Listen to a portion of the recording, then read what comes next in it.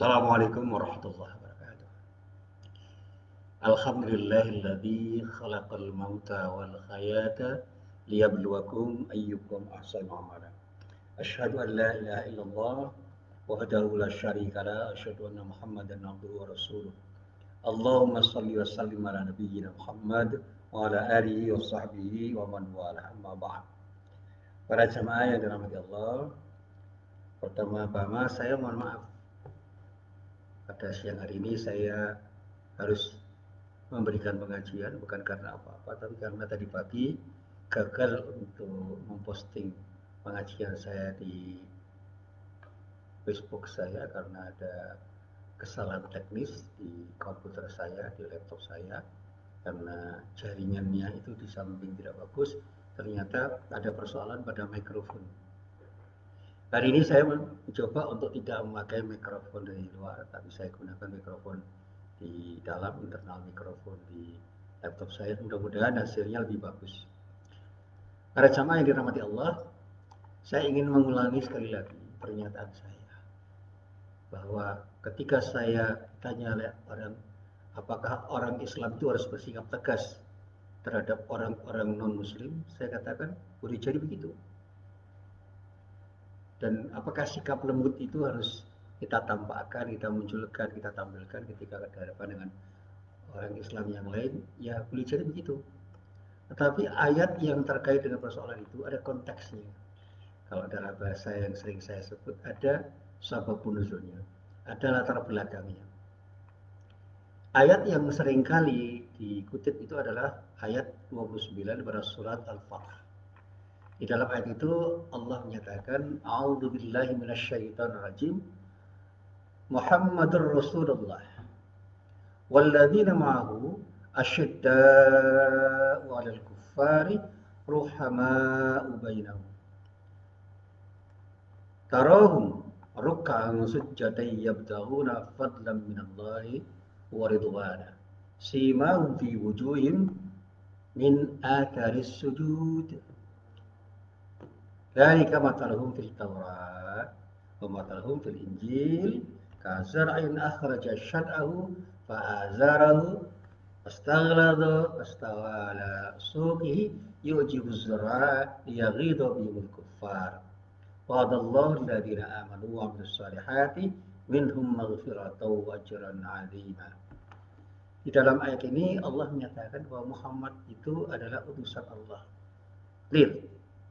Nah, ada kalimat selanjutnya, dan orang-orang yang bersama dengan dirinya adalah yang asyidda itu sering terjemahkan dengan kata-kata keras.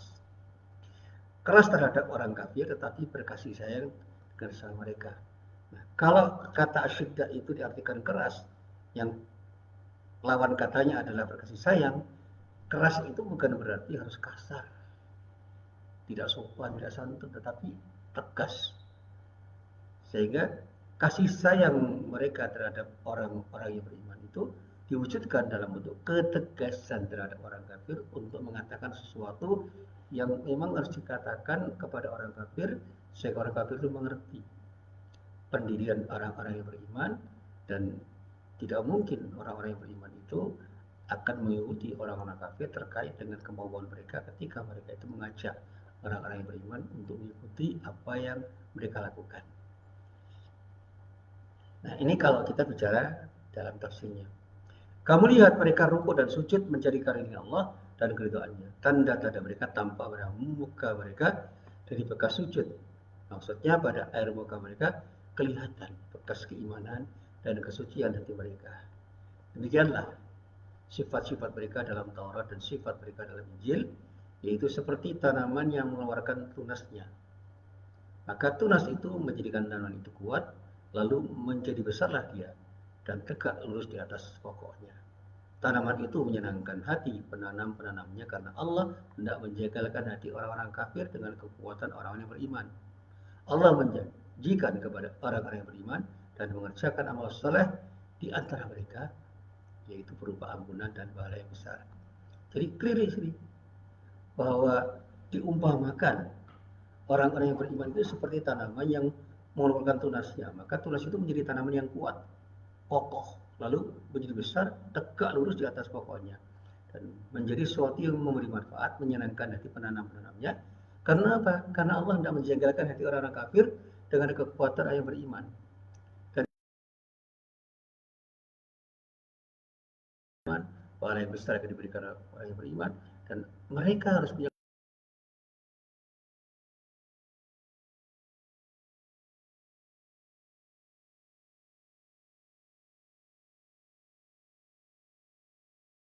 mukmin itu lemah karena jebakan mereka.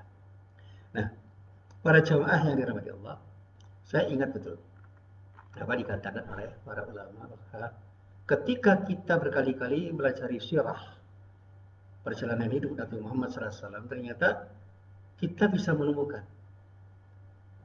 sejumlah paradok atau pernyataan yang seolah-olah bertentangan atau berlawanan dengan pendapat umum atau kebenaran-kebenaran yang diakui orang banyak. Tapi kenyataannya kalau kita telisik, ada titik temu. Nabi itu dikatakan sebagai orang yang punya sikap tegas, tapi sekaligus lembut.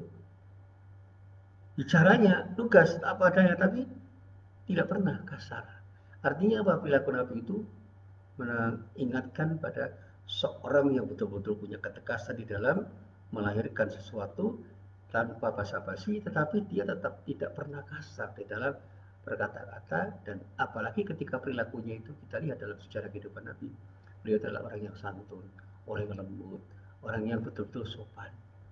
Nah, sehingga banyak orang yang mengartikan kata tegas di dalam Al-Quran yang disebut di dalam ayat ini dengan asyidda, itu adalah rangkaian yang bisa dipahami bukan dalam arti kasar. Jadi, kata tegas itu tidak harus diartikan kasar, tetapi kata asyidda itu adalah ketegasan yang harus diimplementasikan dengan sikap yang betul-betul bisa dipahami oleh mereka yang ingin memahami ketegasan orang-orang yang beriman ketika berhadapan dengan orang-orang kafir. Nabi Muhammad SAW misalnya pernah menjawab permintaan orang kafir dengan jawaban tegas dan lugas. Apa jawabnya? Lakum dinukum waliyatin. Ini bukan kasar. Ini adalah ketegasan yang memang harus dia katakan karena apa? Terkait dengan persoalan akidah dan ibadah tidak ada kompromi. Meskipun dalam muamalahnya Nabi itu tetap bersikap lembut. Nah, kalau kita kaitkan dengan apa yang kita hadapi saat ini, hampir-hampir kita disuguhi oleh beberapa hal yang terkait dengan perilaku orang-orang Islam sendiri yang kadang-kadang memang tidak dianggap sebagai perilaku yang mencerminkan kelembutan, keramahan, kesantunan Rasulullah Nabi Muhammad SAW.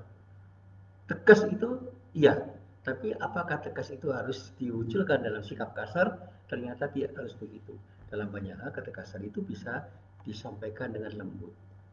Dan kita bisa melihat bagaimana Rasulullah itu mengatakan sesuatu dan melakukan sesuatu pada orang-orang yang memang harus diperlakukan dengan tegas. Baca dari misalnya kekalahan umat Islam pada perang Uhud, ada sebuah firman Allah yang terdapat di dalam surah Al-Imran ayat 159. Di dalam ayat itu Allah berfirman, A'udzubillahi minasyaitonirrajim.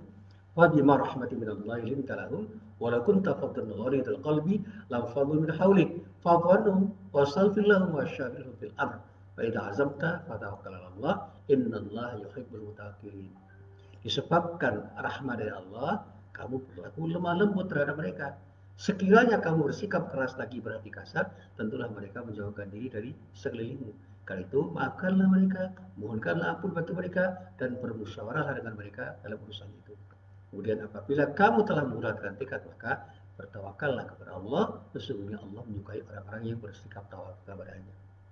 Nah, melalui ayat ini saja kita bisa memahami bahwa kita diingatkan Allah untuk tetap bersikap lemah lembut dan menjauhi kekasaran atau kekerasan seperti yang tercermin dari sikap yang dimiliki Rasulullah ketika menghadapi orang-orang yang pada waktu itu dianggap kurang amanah di dalam melaksanakan tugas ketika berperang dalam perang Uhud.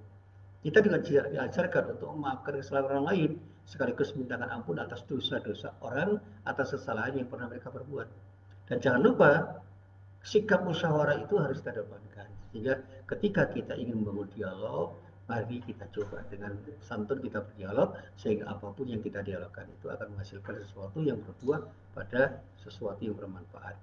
Dan kita juga bisa mentelah dari Nabi bagaimana Nabi Muhammad SAW itu membalas perlakuan yang tidak menyenangkan dari orang lain, seperti yang dulu pernah saya ceritakan bagaimana Nabi itu membalas perlakuan orang Yahudi yang berkata kasar.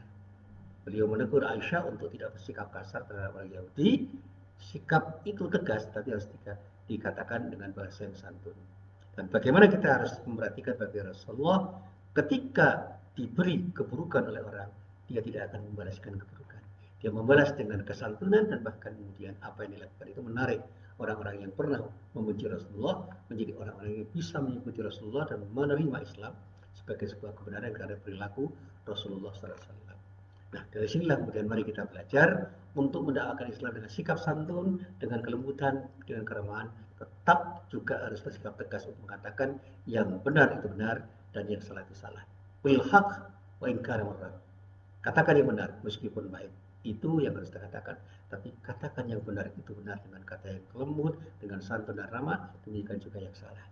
Mari kita ambil ibrah dari Rasulullah, mari kita kedepankan sikap lemah lembut, ramah dan santun, dan kita harus sabar di dalam menyelesaikan semua persoalan dengan tidak meninggalkan ketegasan kita untuk mengatakan saya adalah muslim yang harus punya ketegasan untuk bersikap terhadap siapapun yang mengajak saya untuk melakukan sesuatu yang tidak semestinya saya lakukan. Inilah apa yang bisa saya sampaikan, mudah-mudahan bermanfaat. Billahi taufiq wal hidayah. Assalamualaikum warahmatullahi